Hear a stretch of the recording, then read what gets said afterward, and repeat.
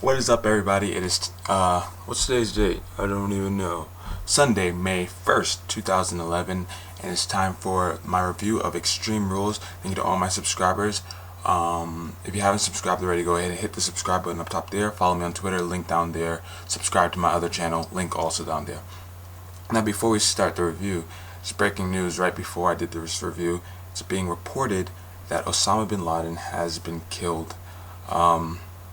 This is good news. This is great news, obviously, for the years and years of terror that he's rained upon the United States and places all across the world against democracy and freedom.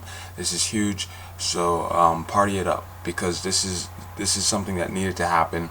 Now I'm going to say this also, it's sad but it's true, that there are so many people who are probably being, he's, training, or, a lot of his followers who are probably going to be really upset about this. So, it's good in one sense, but it just makes us realize that we have to be more vigilant and more aware of the new and up and coming terrorists across the world. So, but let's just take this in. Osama, is dead. Osama Bin Laden is dead. Yes. Alright, so while that story is developing, let's get into my Extreme Rules review. So tonight, Extreme Rules hitting you from the dead on arrival, Tampa Bay, Florida. Now, I'm not one to rip a city. I'm not going to rip a city for whatever.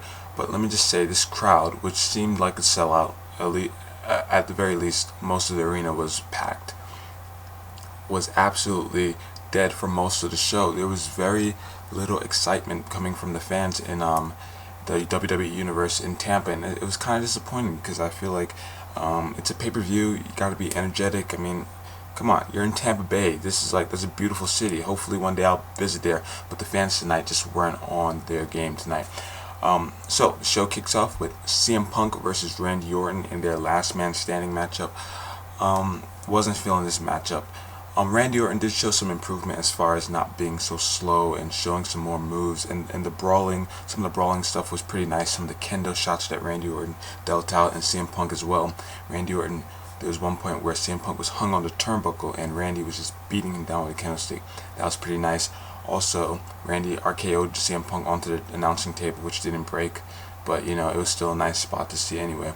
The match ended when Randy Orton went for RKO. They were both on the top rope turnbuckle. Randy Orton RKO'd CM Punk right off, picking up the victory 1-2-3. As I said, this match was not good. I think this feud thankfully is over, because we haven't been seeing good matches. CM Punk is known to put on really good matches, but his matches against Randy Orton haven't been that good, and so Randy Orton is to blame. We'll see who he feuds with next. I don't know who he could possibly feud with. Christian won the World Heavyweight Championship tonight, so I don't know if they're going to do a face versus face thing. So Randy Orton most likely will feud with either like Wade Barrett or Sheamus again, but nobody really wants to see that. So we'll have to see where they go from here on out. Speaking of Sheamus, the next match was Kofi Kingston versus Sheamus. This match was okay.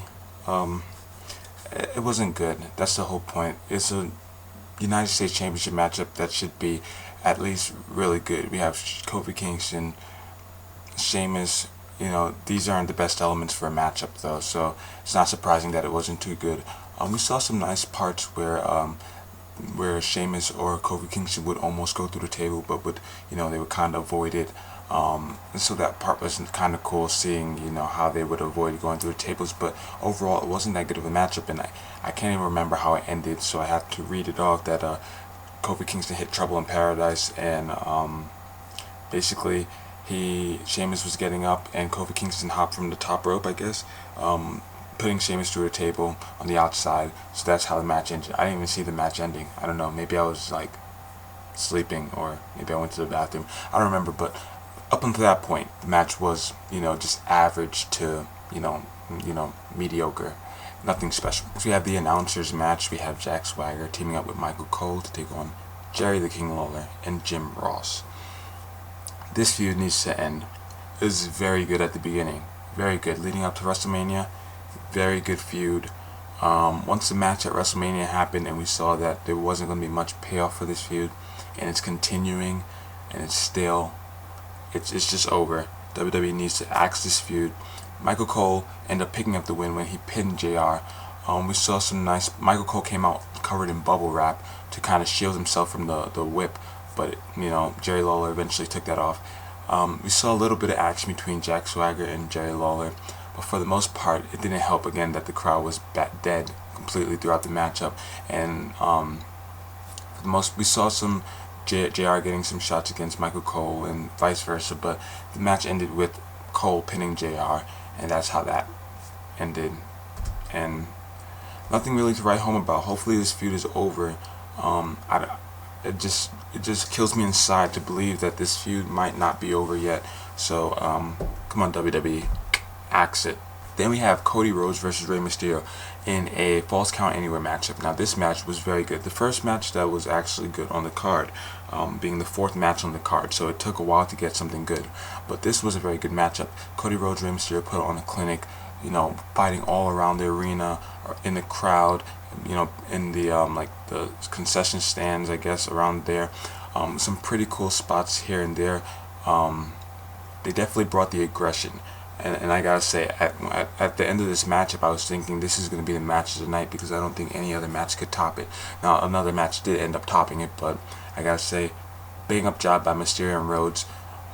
I'm going to say it for the third time, the crowd just did not do this justice. There was a lot of good stuff in this matchup, better than the WrestleMania matchup, but the crowd just didn't respond to it. It was just so disappointing. Tampa Bay was presented with a really good matchup here between Cody Rhodes and Rey Mysterio, but hey, Rey Mysterio ended up picking up the win when he shot out like a mist, similar to like Tajiri used to do, and then ended up picking up the win with the 619, I believe, right? And I didn't see the end completely, but I'm pretty sure, yeah, he picked up the win with the 619.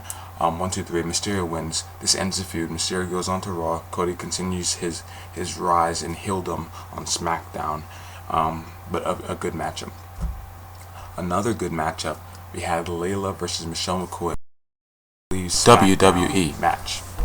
Did you get the dub over, the voiceover, similar to what WWE did on SmackDown? It was just awful. This match was very good. For a Divas matchup, Layla and Michelle McCool worked their asses off to put on a really good Divas matchup. I'm impressed with both of them. It was no disqualification, no countouts, no anything. Good matchup by the Divas. Michelle McCool and Layla, they didn't sidestep spots. They definitely took some pretty serious hits throughout this matchup. Lots of intelligent reversals in this match. I thought it was a really good matchup. Michelle McCool ended up losing, so she'll be leaving the WWE, as a lot of reports online have been speculating, saying that she's gonna basically go home to Undertaker. She's gonna be going home to Undertaker, so she's leaving the WWE for now, at least. And Layla picks up the win. Big victory for Layla. She leaves. Michelle McCool's in the ring, and then we get this music, and it is Awesome Kong, now named Karma, coming out. Very maniacal, very intimidating, big, black, a woman, obviously, and so she comes to the ring and she definitely destroys Michelle McCool, which was nice to see. So she's debuted, and we expect to see her on Monday Night Raw from now on. It was hilarious seeing the divas in the back, all the Kelly Kellys and all the hot divas, because they are hot, but they just can't wrestle. Seeing them watch Karma in the ring, I nearly died laughing. It was hilarious. They look scared as shit, as they should be. So then we have the match of the night by far. This was one match where the Tampa crowd actually got into it. It took a while, but they got into it. The ladder matchup between Del Rio and Christian. This was a very, very, very, very good matchup. If you didn't see it, I urge you to go and check it out, because this was a really good matchup. We saw tons of spots, tons of intelligent moves. Christian put on a great matchup. Alberto Del Rio definitely showed why he deserves to be in the main event spot. Who cares about experience? He's been here long enough to know what works, and Del Rio definitely showed it. We saw lots of uses of the ladder. By the end of the matchup, Christian was busted open. I don't know. I caught a quick glance of blood on the outside. It might have been Brodus Clay, because Christian did throw a ladder at Brodus Clay. But we saw a huge spot where Christian actually fell, or Del Rio. Christian was set up on a ladder that was set up between the ring and the announce table. Del Rio was trying to do a move. Christian moved and hit the ladder super hard. It was just one of those spots that was awesome. The match ended, Del Rio was going for the championship after Christian was going for the championship. Brodus Clay came in, just got Christian down. Basically, Christian was outside the ring.